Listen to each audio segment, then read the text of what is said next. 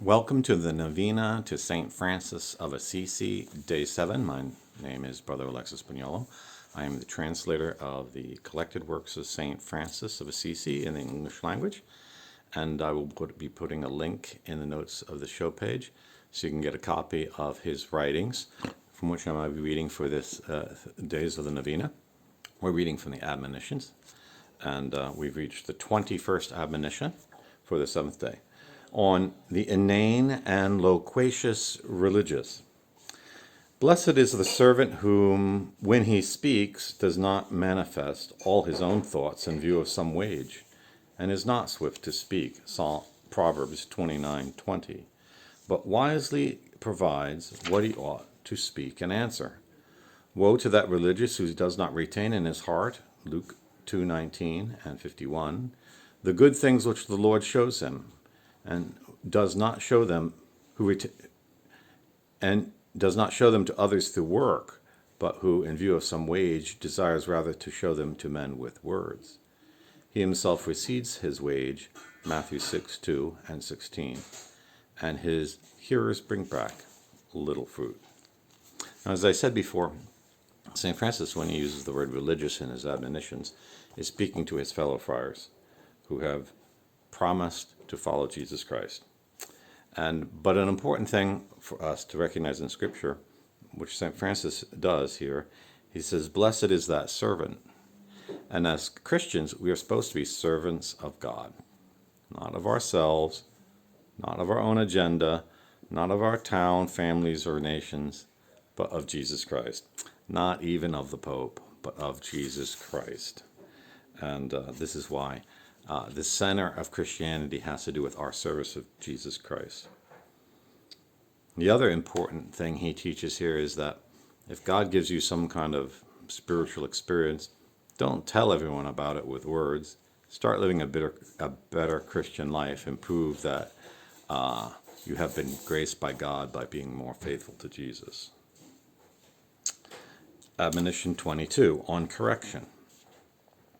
Blessed is the servant who would endure discipline, accusation, and rebuke, as patiently from another as from his very self. Blessed is the servant who, having been rebuked, acquiesces kindly, submits meekly, confesses humbly, and makes satisfaction freely. Blessed is the servant who is not swift to excuse himself, and humbly endures the shame and rebuke of a sin, where he has not committed any fault. And this is a wonderful admonition on how we should be willing to accept criticism, a virtue very rare in the modern world and even in religious life. And you can tell if a person is humble because he's already criticizing himself in his own mind. And in prayer, he already has looked on himself realistically and knows what his strengths are. So someone criticizing him doesn't catch him off guard. And since he's not puffed up in heart, he is not surprised, hurt, or harmed, and reacts humbly when corrected. Especially since we all have probably criticized someone unjustly or excessively in life. We have dished it out. We should be willing to take it. And finally, admonition 23 on humility. Blessed is the servant who is found to be as humble among his own subjects as when, for example, he would be among his own lords. Blessed is the servant who always remains continually under the rod of correction.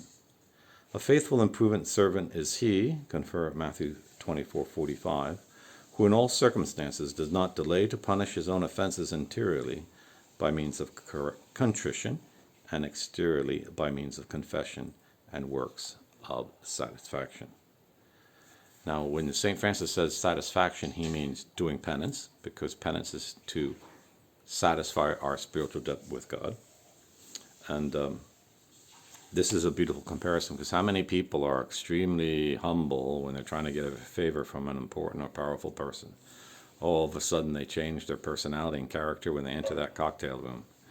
And yet, in the presence of their inferiors, they're ravenous as wolves and proud as devils. And a true Christian does not act that way. And a true man of God does not act that way. So if you have if you have excessive admiration for a Christian leader, preacher, a Catholic priest of such of sort, does he keep this rule? If he doesn't keep this rule, he's not humble, and that means he's not really leading you to Jesus. And this finishes our meditations for the 7th day of the Novena to St. Francis of Assisi. St. Francis is a wonderful saint for sincere Christian living, and I highly encourage you to get a copy of his book and to ask him, especially on his feast day this Friday, which is October 4th, for the grace of to see yourself as you are and to start living a Christian life as Christ wants you. God bless. Pax et Pax.